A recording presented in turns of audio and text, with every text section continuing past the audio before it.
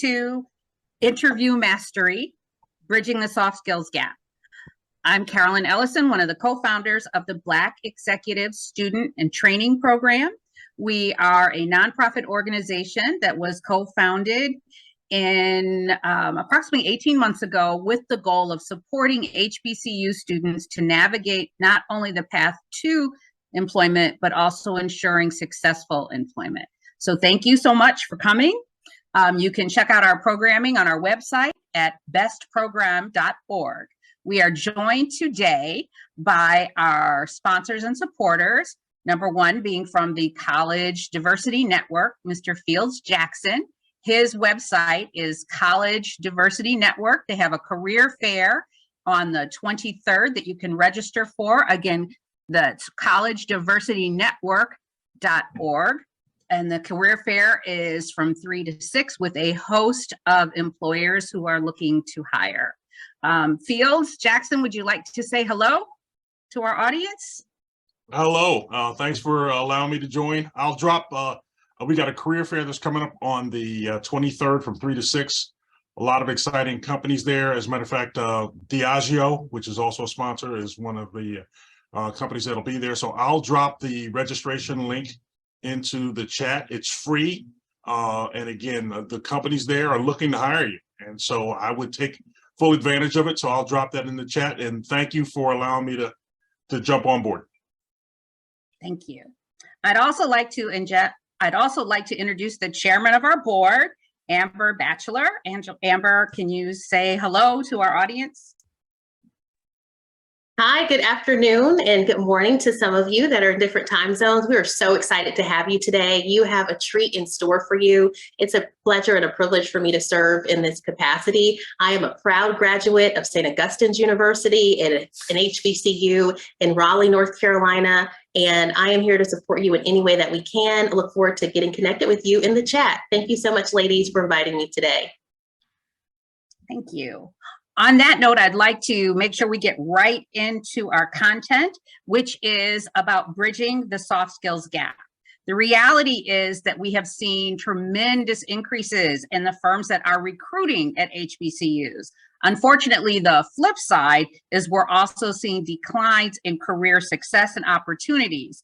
And much of that is being attributed to soft skills. While we are hearing from recruiters that students are certainly technically capable, unfortunately, 85% or 89% of hiring failures are attributed to soft skill development and soft skill display. So this opportunity or this discussion is about addressing what are soft skills and how might you best demonstrate those. And to that end, I would like to introduce our speakers and let them tell you a little bit about themselves. I'm going to do that in alphabetical order, starting with Terry Bankston. So Terry, if you could tell us where you're from and about how many students you actually coach and see in the recruitment process each year, that would be great. Thank you, Carolyn, and hello to everyone that's joining us this afternoon. Terry Bankston, I have some dear friends that are on here that I haven't seen, and we've been friends forever and ever and ever. So I am the Director of Career Services at Delaware State University in Dover, Delaware, led by Dr. Tony Allen. Our office is continually trying to reimagine what career services looks like.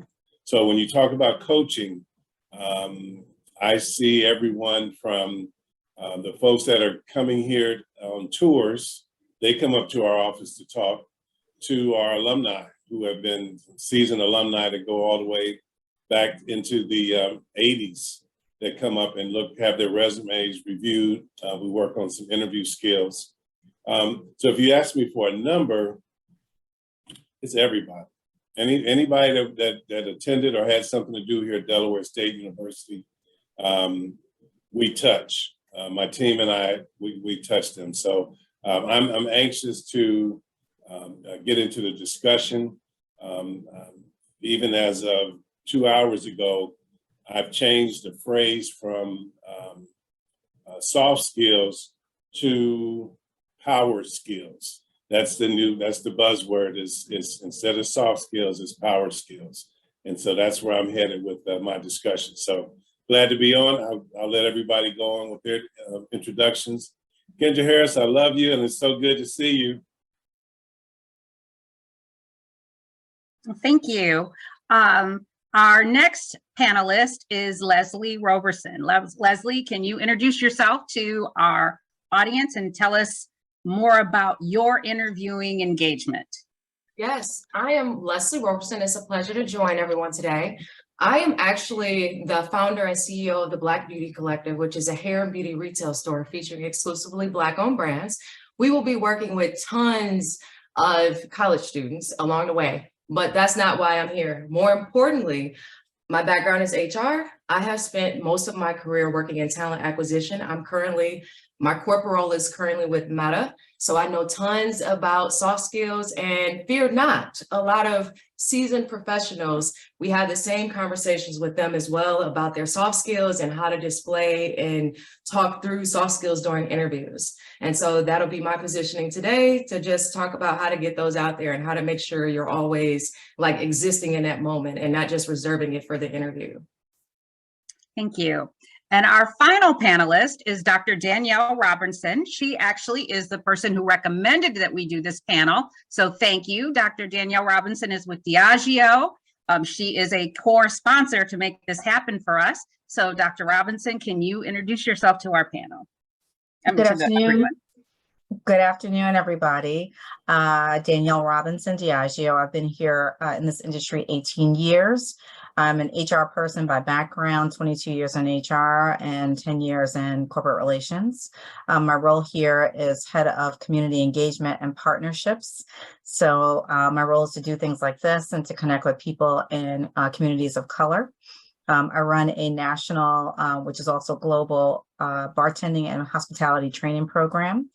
We operate in 5 cities, Houston, Texas, New Orleans, Louisiana, the U.S. Virgin Islands, Toronto, Canada, and Washington, D.C., and soon to be starting a program in Chicago, Illinois, to support our Guinness Brewery. If you don't know who Diageo is, we're the largest spirit and beer company in the world, with brands such as Johnnie Walker, Ciroc, Kettle One, Smirnoff, Crown Royal, Bailey's, Tanqueray, Don Julio, De Leon, et cetera, et cetera. So the list goes on and on. We are a marketing and commercial sales company. And, we have products that are in your homes. So I recommended this panel because when we see students across our 29 HBCU campus partners that we have as part of our community support, I see hundreds of students every year. I talk to hundreds of students every year. We see them in conferences. We see them in-house, internal, and interviewing.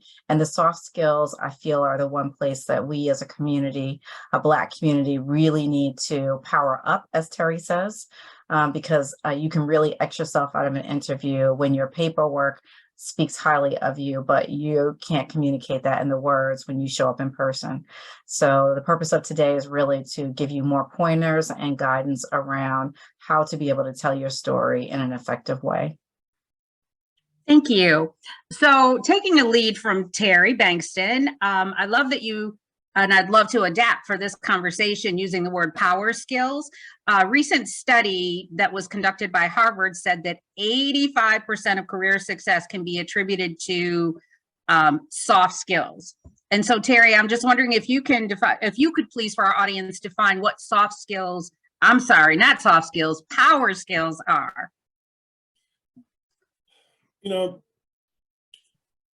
COVID and the pandemic piece made us all have to go back to communicating in a manner that we weren't used to. We would normally be in each other's company all the time, and we got into the virtual piece like we're doing now. And some of those soft skills, we won't do the whole generational thing, but things like emailing, how you respond to text messages, the time management piece in responding both by email and text messaging, and even being able to pick up the phone and call someone and get information by asking questions directly, being able to respond directly without going into a lot of dialogue. What we found with students is that this is where we'll do the generational thing. When I was growing up, it was nothing for me to answer the phone at home and say, Bankston's residence, who would you like to speak to? You'd like to speak to my mom? One moment, please, and call my mom to the phone. Or ask who's calling, she's not available to talk right now, I'll take a message and get it to her. Fast forward to the Jetsons generation now, they don't have home phones, so they're not used to even picking up the phone and saying, you know, Bankston residence. And they can look at their cell phone and not answer the phone if they don't want to. So that impact just from just that makes it where we're not going to be negative, but I'll get students that'll call me and say, hey, Mr. Bankston, no. We're not going to go to, hey, Mr. Bankston. Would you call your employer and do that? But see, there is a chance that they feel comfortable enough that they think that they can call somebody and say, hey, Danielle, this is Terry. No, that's not going to happen. And we've got to get back to the point where we err on the side of professionalism and build those power skills back up so that we can build that respect level back where you want to get that impact from students as well as our next generation. Same thing with emails and text messages. If I get one more email from someone that says, because they know I'm a member of Kappa Alpha Psi, and they'll say, yo, Terry, no, you're not going to send me an email that says, yo, Terry, when you're trying to get me to answer a question for you. So those are the kind of things where, the abbreviations and just those kind of things where we're trying to get students back to center to be able to show, not be lazy in their communication process. So it sounds like, thank you for those examples. It sounds like you are saying that it's important to take a conservative approach on decorum and professionalism. Would that be a fair? Absolutely, and it's better to start back at ground zero than to think that you're reinventing the wheel. And they know what works and what doesn't work. And I must say that sometimes at home we won't even go into some of the language that's used, that we can't get used to that language on a universal basis. It's okay when you with your peers and whatever, but for 2 years, all students were around were family members and at home and around their cronies that they hang out with. And they weren't in that environment where, I tell our seniors this year that you were only here for 1 semester of your freshman year. And then for the next 2 years, you were not here at all. So you didn't have a chance to even build up the relationships that you need. You don't even know who your suite mates were at your first semester, that if you saw them walking on campus right now, that you wouldn't be able to recognize them and say hello or know anything about them. So we had a senior dinner this year, and the theme of it was masquerade ball. And I did that on purpose. They got all dressed up. We gave them masks when they came in. We had a nice dinner. And at the end, I said, all the seniors, please stand up, put your mask on, and I want you to turn around and meet somebody in this room that you didn't know before you walked in here, and take your mask off and talk to them. Because there's some people here that could be the nucleus for the next career that you have, because they're your cronies and you don't even know who they are. And that piece of taking the mask off, because they were probably here when you were freshmen. God forbid the fact, and Fields and I have had this discussion, where Delaware State acquired another college, Wesley College.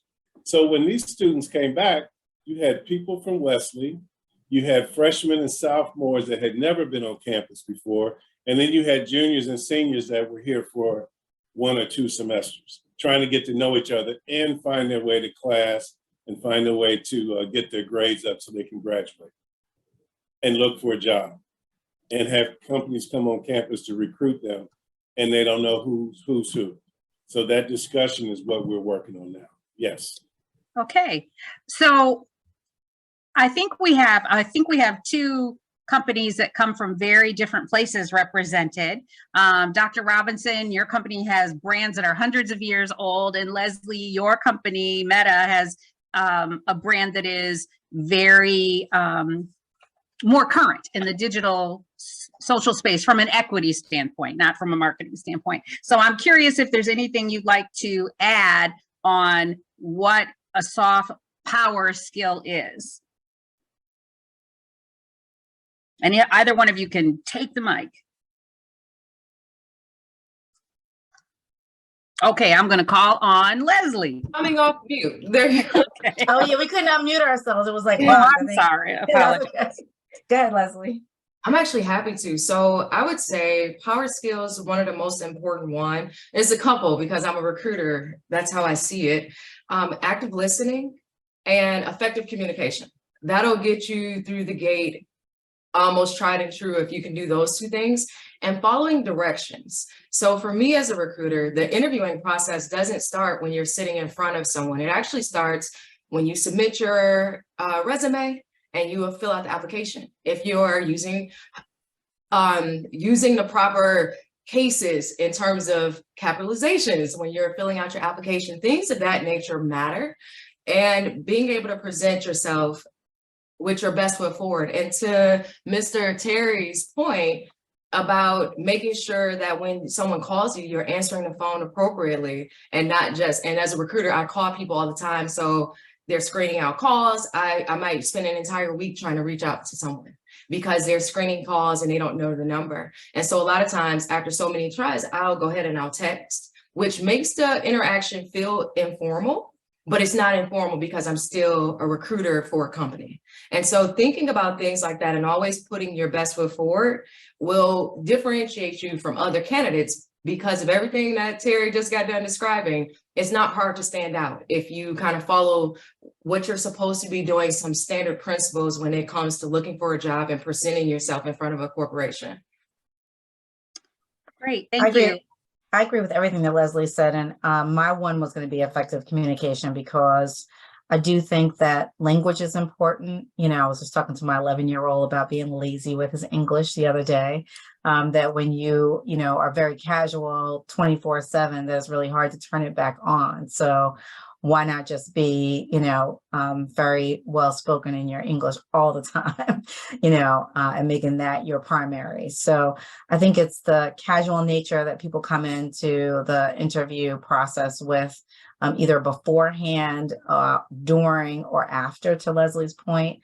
Really taking time to make you stand out. So whether that be in your storytelling or how you communicate your value, or in your response afterwards. So, I always tell people that a handwritten thank you note always stands out above today because everyone is using, people even send thank you notes by text, which is totally inappropriate.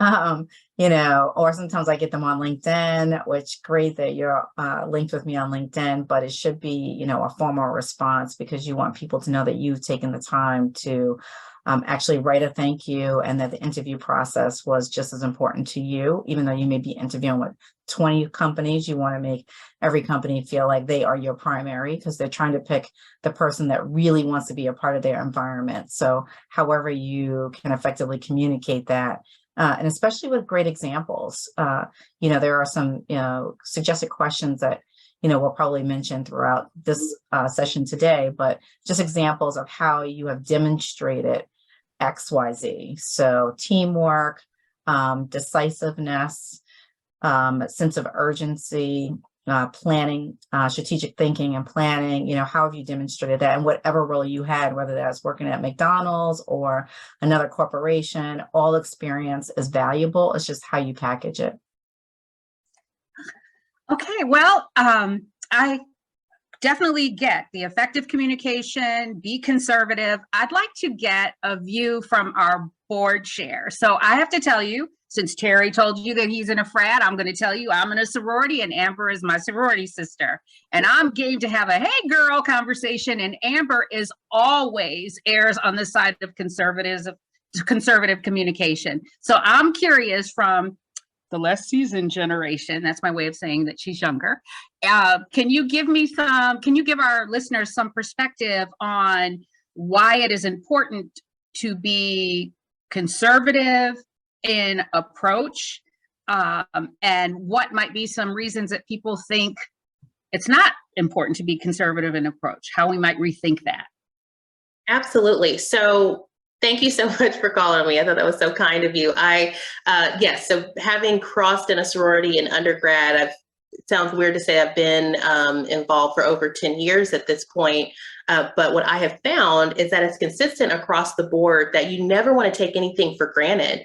And you always want to have respect. You get further with respect than you do with familiarity, if that makes sense. So if I think that we have a connection or a bond because we're in the same, this case, a sorority, but maybe you're in a civic organization with someone, or you see they're in the same honor society as you on their LinkedIn profile, you never want to offend someone by being overly familiar.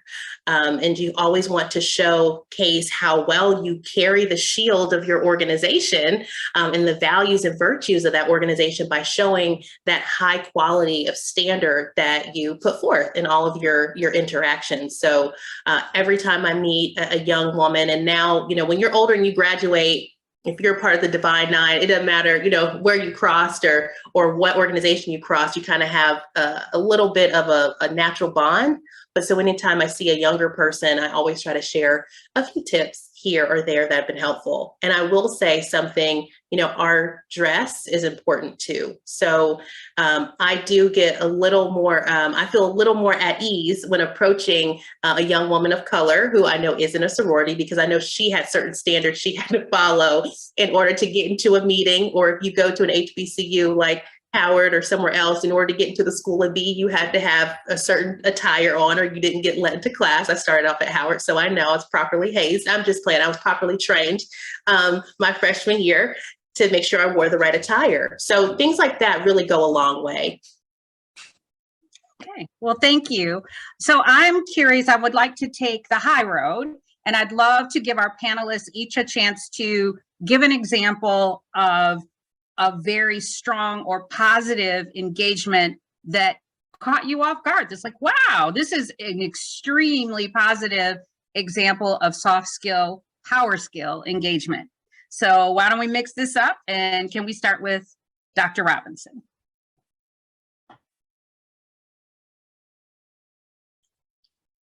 We need you to come off mute. Can we get Dr. Robinson? Thank you. Yeah, she has to unmute me, I think is what I set up. So I knew you were going to call on me because I didn't have an answer right away. But I would say a good example, I've had many actually, you know, recruiting at National Black MBA Conference, you meet a lot of fantastic people over the years. I think generally speaking, I would say it's the person who makes eye contact, they come over with self-assurance and self-confidence, the handshake that, you know, some people may think is old school. You know, I think people need to practice because some people squeeze your hands too hard. I mean, it's something really basic that can really turn people off in the beginning. But this particular person I'm thinking about was very confident. She was able to come. She knew a lot about Diageo already, so she had done her research. She asked very specific questions about certain initiatives that we had at Diageo that she wanted to know more about. She was familiar even with our employee resource groups, which is not really even on our websites, but she asked about the internal community and culture that we created at Diageo. She asked about my experience and some personal questions. So, you know, she had questions for me as opposed to waiting for me to ask her questions. I felt like she was interviewing us in Diageo just as much as we were interviewing her. So I think, you know, that way, you know, the person's really interested in your company. They've done their research. They're asking more educated questions as opposed to generic open questions that you could ask at any company. And you can see that they're really making a decision based on a lot of information, not just on what the salary is or where the job is, but that they're really making a long-term commitment to your corporation. Okay, so one question, you actually brought up a great area, or a great area just happened, which is when you really don't have an answer or you need to take a moment. Can you give us the power skill advice on, I'm going to need to think about that one, or as opposed to just blurting out something? I think there are a few ways. I mean, I think I always say honesty is the best policy. And sometimes it is, that's a very interesting question that you ask. I've heard it asked a few different ways, and maybe having something in the back of your pocket. So everybody's going to ask you something about your background. They're going to ask you about your future. You can either divert and ask them a question back, or you can just say, I really don't have an answer to that. Maybe if you can ask me your next question, I'll give it some thought and we'll come back to that. Okay, thank you.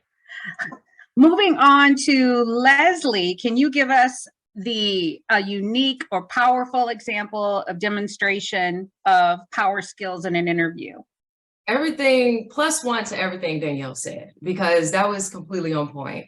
So the interviews that are always going to stand out from beginning to end is the candidate that does their pre-work before they enter into the interview.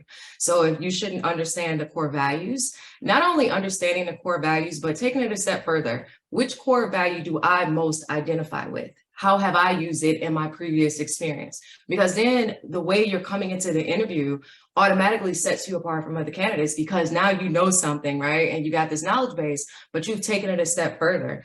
And like, pro tip, my favorite interview question is, of the core values, which one do you find that you use the most? Asking the interviewer, because they should be familiar with their core values too. And then also thinking through, not just do I want this job, but actually understanding the company that you're going to work for, the person that you're going to be reporting into, because that'll dictate your success long-term in the company, developmental opportunities, things of that nature. So you want to ask questions like, of the people that over your career, the people that have reported into you, what is your favorite success story? Asking the interviewer that, because now you can dig a little bit deeper into how they're developing the members on their team, because they should have solid examples about, oh, I had an employee and they were able to take on another management position in another department they were passionate about, or something of that nature. They should be able to give you those answers. So it's not really just about getting a job, but making sure you align your skills and your experience and your background with the corporation. So coming into the interview with good interview questions prepared ahead of time is number one.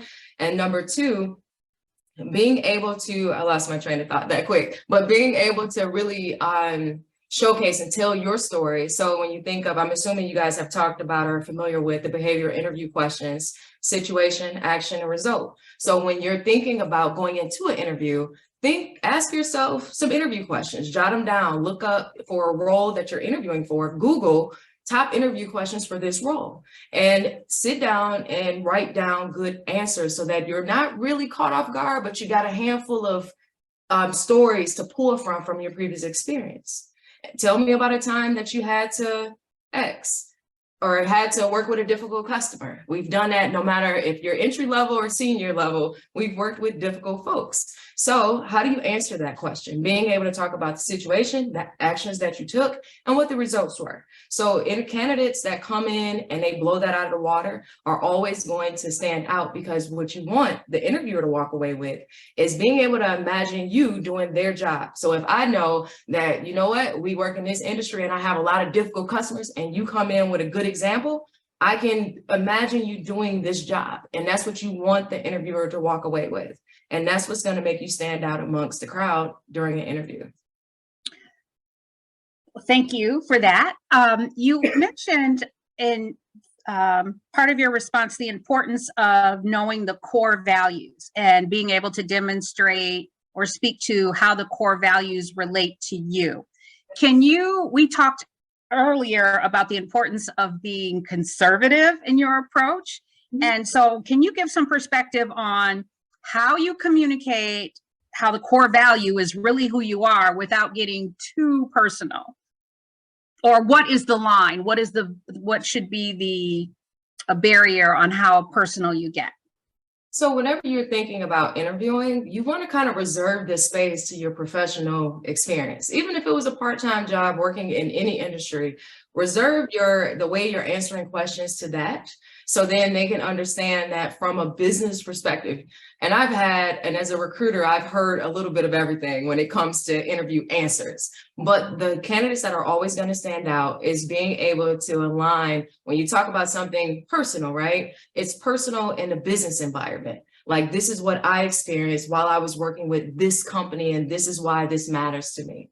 And so like my current company, one of our core values is to be able to move fast. And so in the interview, they asked us questions. Tell me about a time you had to make a decision without all the information. And so that is a question for somebody to ask you, right? And so as a hiring leader, I've always had to make decisions without all the information, because our goal is always to move fast. We have to close out roles. We have to get people hired into the company, especially when we're on tight deadlines. And so being able to think through those questions ahead of time and not talk about your personal life, not what happened at home, not what happened with your friends, but actually when I was working for this organization, I had an opportunity to do this. This is what came up, and this was the results of my actions that I took. And allow it to be confined in your work experience or volunteer work or your internship during those times. Thank you. Yo, Terry. I can't believe that someone would say that to you. I'm curious on, I'm guessing that as a person on campus, you do have a familiar relationship or more familiar relationship with students. So I'd love to hear a unique or uniquely compelling situation that you've encountered that really demonstrated, or frankly, went the other way. You choose. And let's get you off mute. Okay.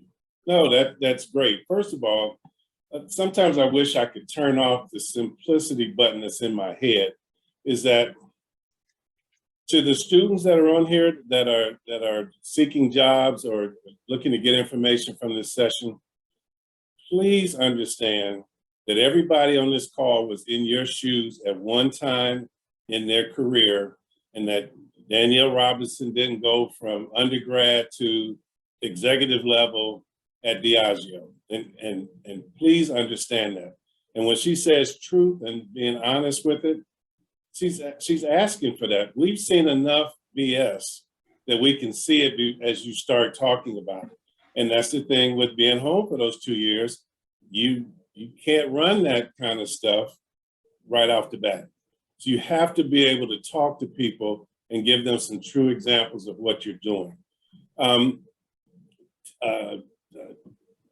Danielle hit it right on the head. The other thing is students or those that are on the call, for her to go back and say something about Black MBA Association, of all the conferences that she's ever been to, and she can remember something specific about somebody that she met through that organization, shows that the impact you can have on somebody by just being yourself.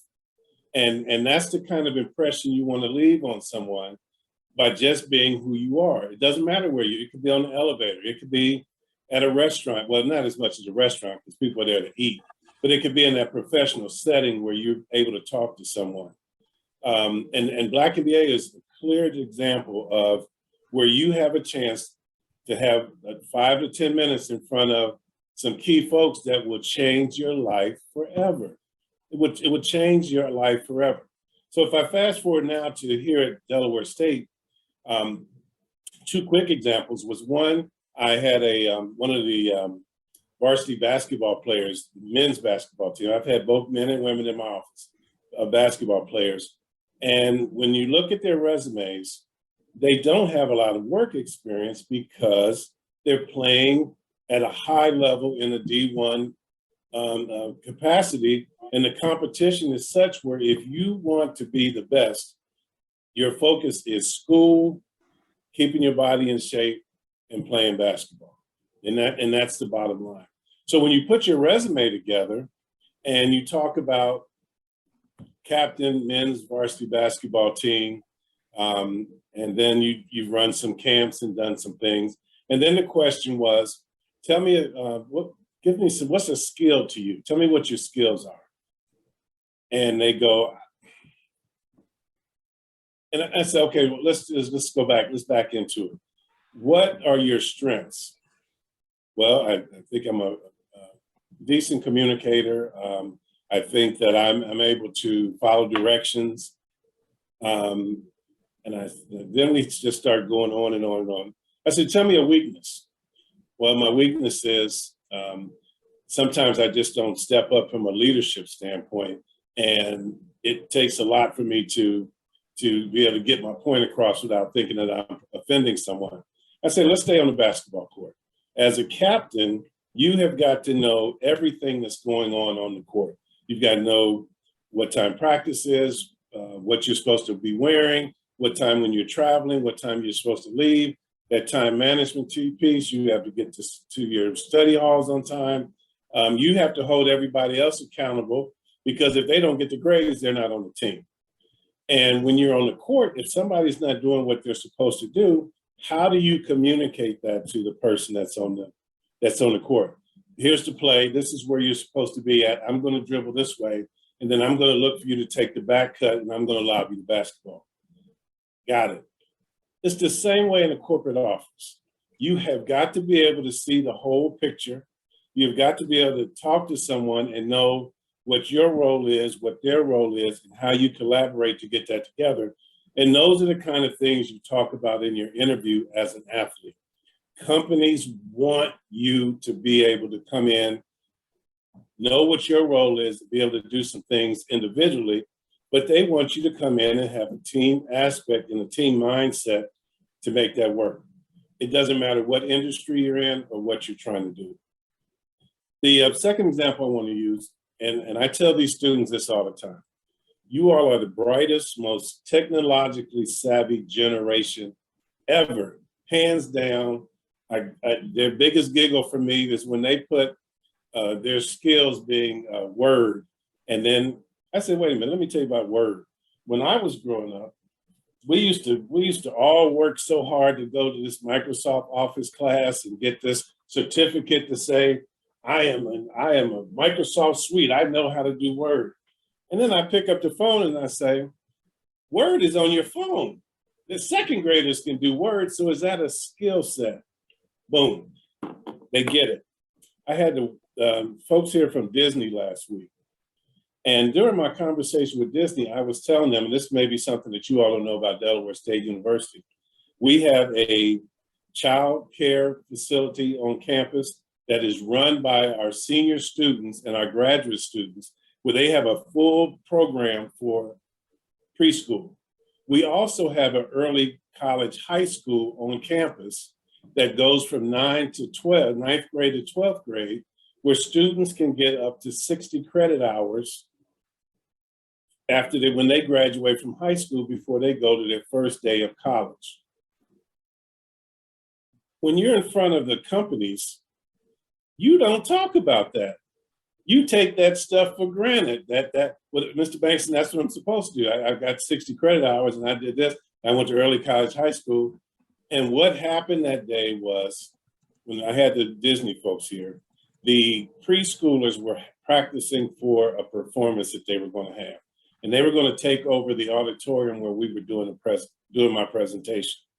And so I said, well, we got to go. So we went out in the foyer of the entertainment and humanities building, and the preschoolers were walking in line to go past us to go into the auditorium. And the Disney folks are standing there watching what's happening. The interaction was the college students were high-fiving the kids were waving at them, and they were having this great interaction with them, saying, oh yeah, I go in there and talk to some of these students. I do this with the Disney folks were, and I just stood back because I could not have planned for that to happen, where a Danielle or a Leslie are watching my students do exactly what I said that we do on a daily basis, and I didn't. It happened by accident. Those are the kind of things that you cannot take for granted. Community service, things that you do in your sororities and fraternities, all the clubs and things you belong to, and that you're officer with those clubs. Put that stuff on your resume and talk about it, because the simple example for me is Girl Scouts and Boy Scouts. I tell my students, especially the young lady who's on the women's basketball team, if you grew up working in the Girl Scouts and it was a big part, and now you're doing volunteer work, that's what they want to hear. If Diageo has Girl Scouts as a, or let's go with Feed America as a entity that they do and they adopt as a company, why wouldn't they want to know that you volunteer time at Feed America? So that if they have something that they want to do, okay, Tashawn would be a perfect person that she can step right into the role to make that happen. Well, Mr. Banks, I do it because no, talk about it. It's not bragging on yourself. The person sitting out in the lobby is going to tell their story. Why don't you tell yours? And that's when then we come back into that soft skill stuff. When they didn't have anybody to talk to at home about this stuff, they could be first generation. We get a lot of first generations and they just take that stuff for granted. So my thing is always going to be, when I see the light bulb screwed in tighter, because the basketball player that was here that day, and I have to go here with this one, he was like, oh shit, Mr. Banks. I said, what'd you say? He said, I'm sorry. I never thought about that like that. And you're right, I have to step up and when I'm talking to the other players. And I feel more comfortable when I'm doing that.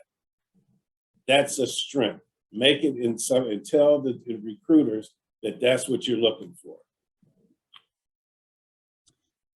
So thank you very much for that those specific examples. I think it's interesting how you and Leslie talked about, I think, the importance of being authentic in your core values and using who you really are, not trying to come up with an example that's not necessarily heartfelt or genuine, which actually, for me, raises the topic of cultural bias. How do you balance who you are and being conservative in your display? How do you think about that? Do you ever get pushback, like, am I code switching? Is this authentically who I am?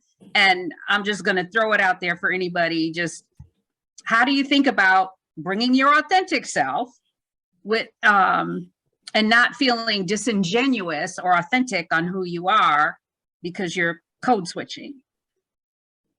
So I came off mute, so I'll jump in. So I decided, and I'm military, and so I was very conservative in a way, in my approach at all times. Hyper professional is probably how I would describe myself when I went into corporate and started interviewing for roles. I decided a while back that I was going to come in as my authentic self. Like I was gonna, wear a blouse. I wasn't gonna be as in a heavy suit, which is all, if you're comfortable in that space, it's okay. But I decided I didn't want to show up that way. And I would show up as my normal self. My favorite interview question is actually, after I ask all the professional questions, my favorite interview question is, if you could have any theme song play when you leave the house, what song would it be? That's my favorite interview question. And it always gets people laughing, and I laugh, and then they ask me back. But the biggest thing I figured out in that along that journey is that people want to work with people they like. After you get done with all the technical stuff and answering all the interview questions, your ability to do the job is one thing, but your ability to showcase who you are as an individual. So effective communication matters. Talking about things you're passionate about. If you're volunteering for a not-for-profit organization or you play sports, those things are the things that make you you. And you can't take for granted that everyone does it, because it's a lot of people who haven't done the amazing things you've done. So going into an interview and being open and transparent about some of those things will absolutely set you apart, because now maybe the interviewer played basketball overseas for 15 years before they started their job. Now you got something in common. So if you come on to the company and you begin to work side by side, now you guys have something that you can talk about and collaborate on. So it could be a great opportunity to showcase who you are. And the reality is, I think we all probably like to work in places where we can show up as our authentic selves and it's valued. And people know what you're passionate about, and they can help you align your projects and the roles that you have with the things that you enjoy doing. And so the more transparent you are, the better. But definitely from a professional lens, because there's too far over. You don't want to come in talking about all the extra stuff, but being open to talk. I played basketball in high school. Being able to say things like that and have that discussion, I think, is invaluable, especially in a job interview, getting the job, and then when you start the corporation. So I don't do code switching. I just show up just like I'm here now, because this is how I am in all environments. So I show up as myself. Thank you. So just to add on to what Leslie said, I actually do think it is code switching in a sense, because I don't talk in an interview or even in corporate America the way I talk with my girlfriends on a Saturday afternoon over some cocktails, although we drink cocktails a lot here. I do think that, for me, like I said, if you speak well and you use proper English and how you speak, a lot of those things are the things that will X you out in the beginning. If they pick up slang, like I said, if that's how you talk on Saturday, Friday night, great. But in an interview, that's the one thing that's like a red flag right away, because especially if you're externally facing and you're with clients, they don't want to have that distinction that they're hearing in your speech. So to me, I just talk like that all the time so that it's not necessarily code switching.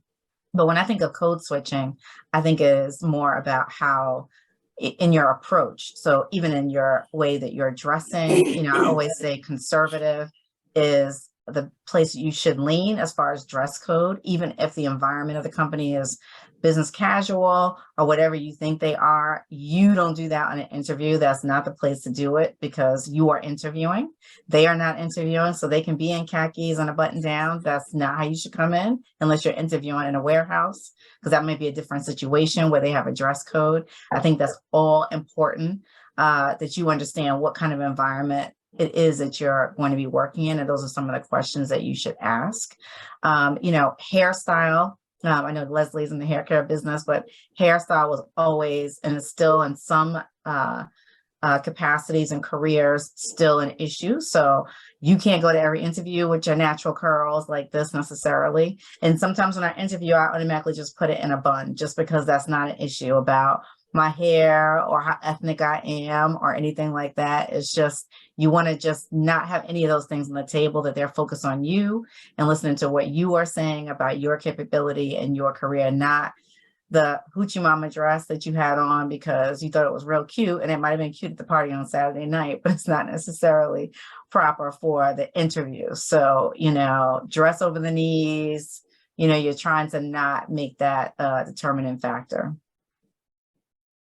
Okay, so thank you. I think we've talked a lot about communication. I'm hearing some themes: conservative communication, authenticity. I'm wondering, of all the power skills that, if there are any key ones, I'd like to just do one last round that you think are important to focus on before we give the audience a chance to ask some questions. Above and beyond the conservative communication, especially across different platforms. To Ms. Robertson's original question, this is my favorite song, Mary, Mary, I Just Can't Give Up Now. So that's my song. That's your come out song? Okay. That's my come out song, is Mary, Mary, I Just Can't Give Up Now. I think that when we talk and this goes back to just your last question, is that, and again, I'll say now that Ms. Robertson has said some things about her that I didn't know, I know Danielle very well. I can say that we've all had a ton of experiences in the past. We've been places, we've done things, we've been with some folks that if they knew who we've been with, it may shock some people that we've been around those folks. Coming here to this HBCU and being the director of career services, where I've been, what I've done, who I've done things with, I've eaten breakfast in the House of Commons in London, doesn't mean a damn thing if I can't engage with the students. It doesn't matter where I've been or what I've done or how, because they're not listening to me because I haven't been able to engage with them. And one of the things that I've learned from growing up in a management skills piece is that I always used to have managers that, and I can use Danielle as a perfect example. If Danielle and I were talking and Fields was a student There's some managers that wouldn't introduce Danielle to Fields because Danielle is my client and my friend, and Fields doesn't need to know who she is. No, I changed that here. If Danielle and I are having a conversation sitting down at the table, and one of my students walks over and speaks to me or says something or waves at me, I'm gonna pull them over. Let me introduce you to Ms. Robinson. And introduce yourself. It's no better way for me to get them to understand that we all put our pants on the same way, and they can talk to you about some things and just say hello, because that's what they're going to remember, how you felt about who you were. I had one of my top students I introduced to the Disney folks the other day, and I said, tell Cortland a little bit about yourself. Well, my name is CC, but that's not my real name. My name is this, and I'm from Philly. I said, you're from where? I'm from Philadelphia. I'm originally from Philadelphia, and my major is sports management, and this is what I want to do with my degree. Boom. So when they see me on campus, they're not afraid to come up to me and want to know who I'm talking to, because I am going to introduce them, because I never know what's going to make a difference in their lives. They will not see a Danielle Robinson in their neighborhood for the most part. They may, but it's not somebody that they'd be able to meet all the time. So at least you got a chance to meet someone, Google them, find out who they are. And you know now, wow, I met Danielle Robinson at Delaware State. If you happen to see her somewhere else, Mr. Bankston introduced me to you when you were at Delaware State University. I just want to come over and say hello. You talk about a confidence builder in some of these students who don't have that opportunity. Only because I went through it, I will never put somebody else through that same situation. So the soft skill of being able to have confidence in yourself, stand up, give a quick brief information about who you are, and keep it moving. Boom. If Ms. Robinson wants to continue the conversation, stay there and talk to her. If I give you, let me finish up my discussion, I'll grab you in a little bit. Boom. Don't be offended. Boom, I'm there to do that. And when I say we put our pants on the same way, we actually do. And that's what has gotten me over, especially with Black MBA, because we had so many prima donnas that used to come through our organization to speak or to be a part of some things. And we just break it down to simple facts. And it works. And that's who we are to make this thing happen. And the students and the folks that have been around us have done nothing but gone on to bigger and better things. Absolutely. Okay, relationships matter.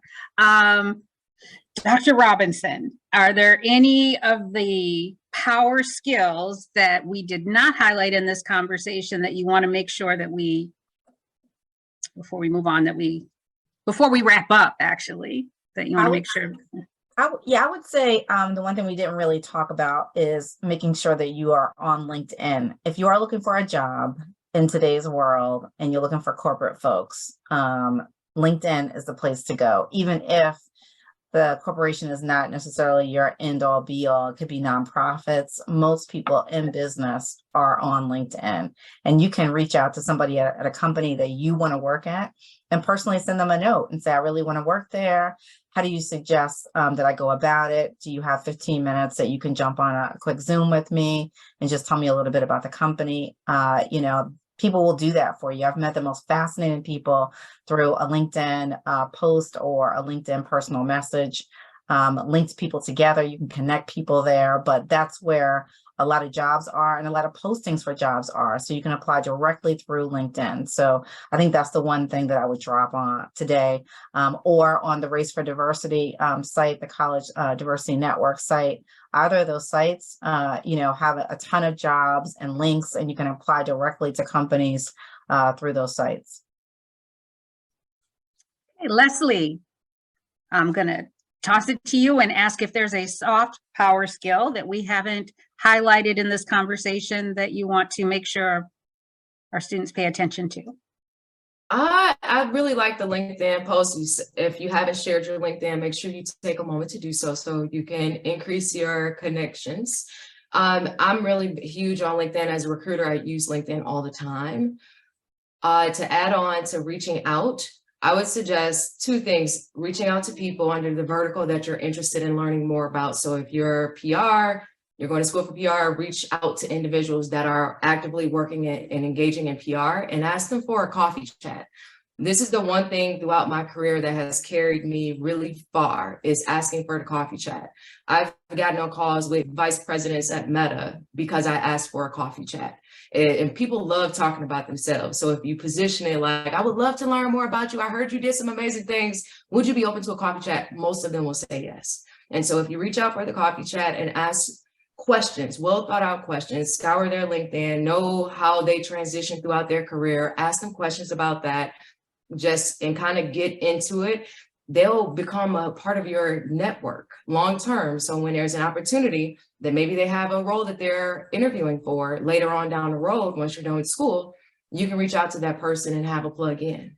And so doing things like that is always for the win. And then also building connections with the kinds of companies that you're interested in working for with like HR folks. So people that are in recruiting, people that are in various verticals of HR, because if you're connected to them already, when a role comes open, you can reach out directly. And so those are some of like my favorite tips on how to actually use LinkedIn, not just have a profile to be there, but actually use it to send people messages and engage and share things, because we actually, like as a recruiter, I go to LinkedIn and I look and see what kind of things you shared, who's tagged you in posts, things of that nature, because I'm interested.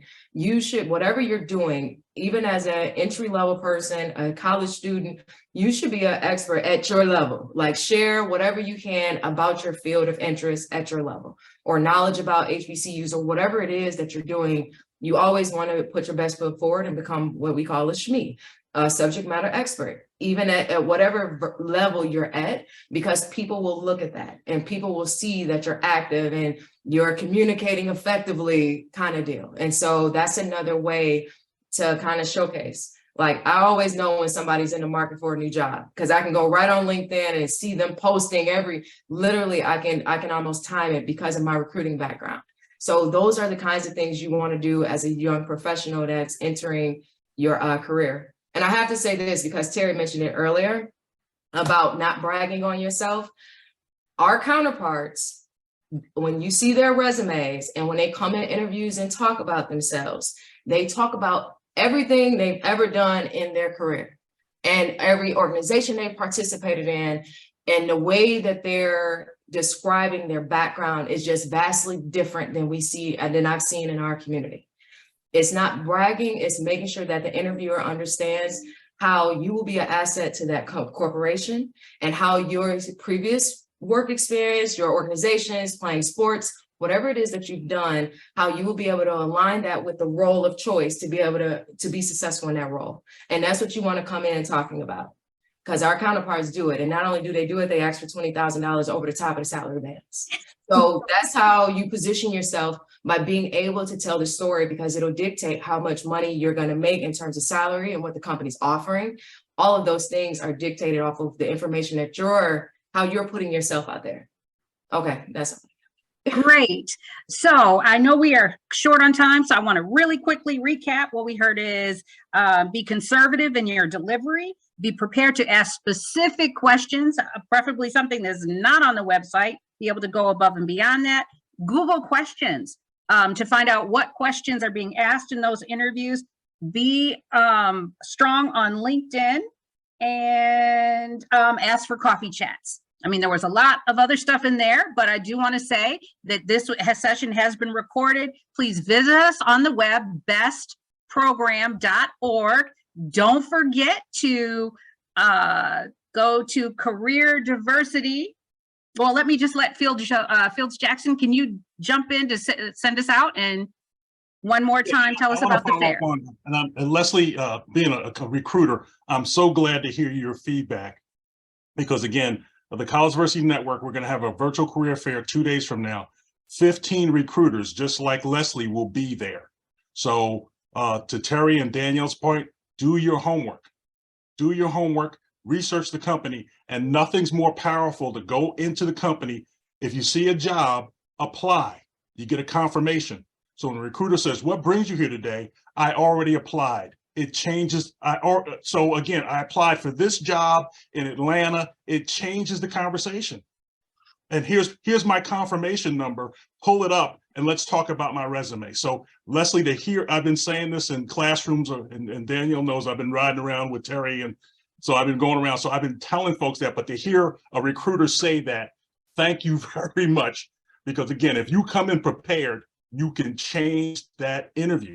Do your homework. And there's 15 companies that are there. Danielle Robinson and others will be there. So the people that have the power to hire you will be at our career fair. It's free. Register. And again, hopefully we'll hear some great news about people getting jobs, by the end of the week. So thank you, Carolyn, for that plug. So thank you, everyone, for today. Thank you, Leslie. Thank you, Dr. Danielle. Thank you, Terry. I guess one last question. Anyone want to jump in with what the theme song should be for walking out of this meeting? I love that. Anyone got a song they want to tell us? Champagne Life. There you go. Yeah. Okay, visit us on the web. Thank you again, and have a great interview season. Bye-bye. Everybody. Thank you.